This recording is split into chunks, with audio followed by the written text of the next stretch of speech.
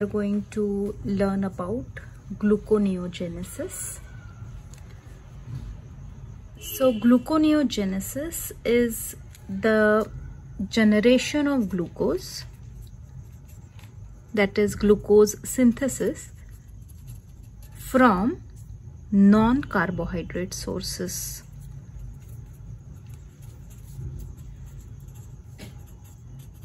When glucose is generated from non-carbohydrate sources, then that pathway or that process is called as gluconeogenesis. It is genesis of glucose from non-carbohydrate sources.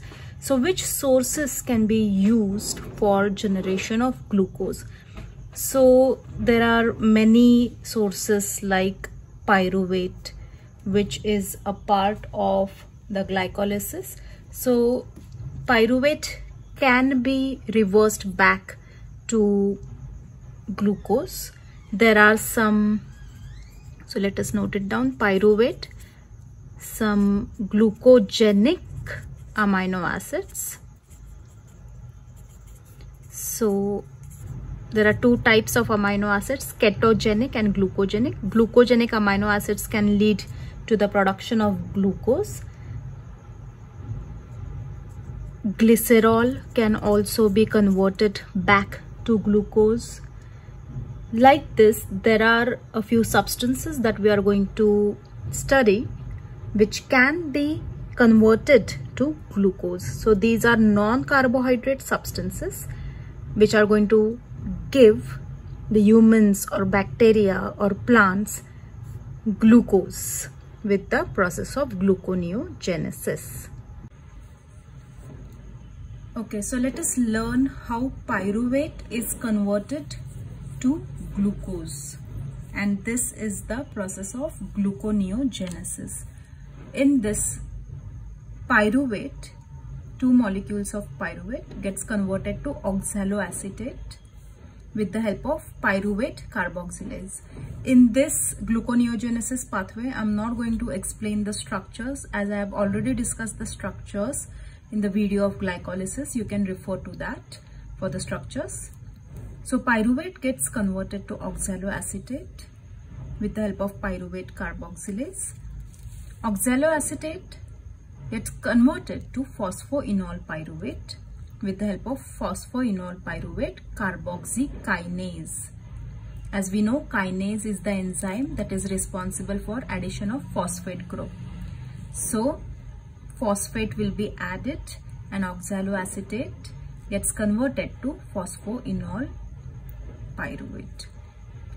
Now this will be converted to 2-phosphoglycerate with the help of enolase enzyme. 2-phosphoglycerate will be converted to 3-phosphoglycerate by phosphoglycerate mutase. 3-phosphoglycerate will be converted to 1,2-bisphosphoglycerate with the help of phosphoglycerate kinase.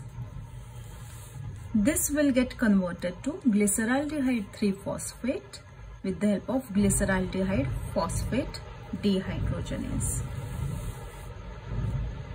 Now there can be isomerization of glyceraldehyde 3-phosphate, which can form dihydroxyacetone phosphate. This is also 3-carbon compound, and this is also 3-carbon compound.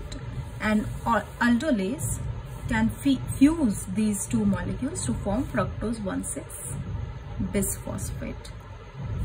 Fructose 1,6-bisphosphate will be converted to fructose 6-phosphate with the help of fructose 1,6-bisphosphatase. So this enzyme was not involved in glycolysis. It is involved in gluconeogenesis. In glycolysis, it was the breakdown of glucose, and from glucose to pyruvate is what we have learned. Now we are going from pyruvate to glucose. So fructose 1,6-bisphosphate will be converted to fructose 6-phosphate with the help of fructose 1,6-bisphosphatase. Now fructose 1,6-phosphate gets converted to phosphohexose isomerase. It gets converted to glucose 6-phosphate with the help of phosphohexose isomerase. Now glucose 6-phosphate will get converted to glucose with the help of glucose 6-phosphatase. Now this enzyme is also not present in glycolysis, but this is present in gluconeogenesis. So let us see which enzymes are different in glycolysis and gluconeogenesis. So in glycolysis, the conversion of glucose to glucose 6-phosphate happen by hexokinase. So this enzyme is different and this is irreversible reaction. This is reversible reaction, so the same enzyme plays a role. The conversion of fructose 6-phosphate to fructose 1,6-phosphate happens by phosphofructokinase.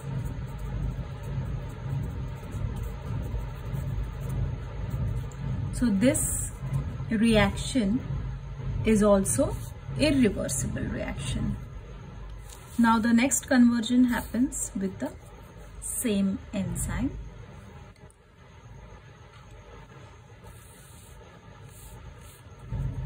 This is also reversible reaction, glyceraldehyde phosphate dehydrogenase.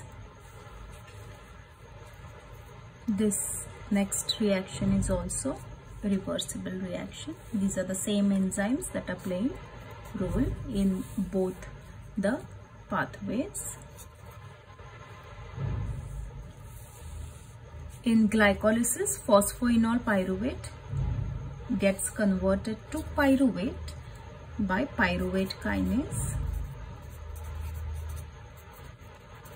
whereas here pyruvate first gets converted to oxaloacetate and then it is getting converted to phosphoenol pyruvate. So these are the differences between glycolysis and gluconeogenesis.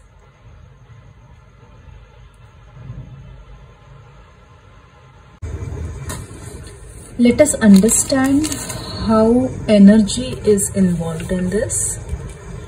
So whenever glucose 6-phosphate gets converted to glucose, one inorganic phosphate is released, and when fructose 1,6-phosphate gets converted to fructose 6-phosphate, another inorganic phosphate is released.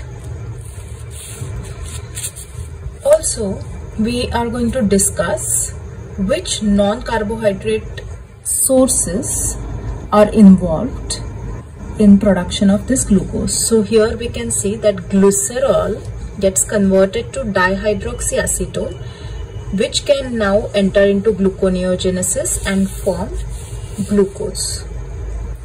So glycerol is involved. If there are fatty acids, then alpha keto acids or fatty acids, they get converted to, they enter into TCA cycle. They form acetyl coenzyme A, they enter into TCA cycle. In TCA cycle, they form oxaloacetate, which now enters into the gluconeogenesis. Also, we can see that lactate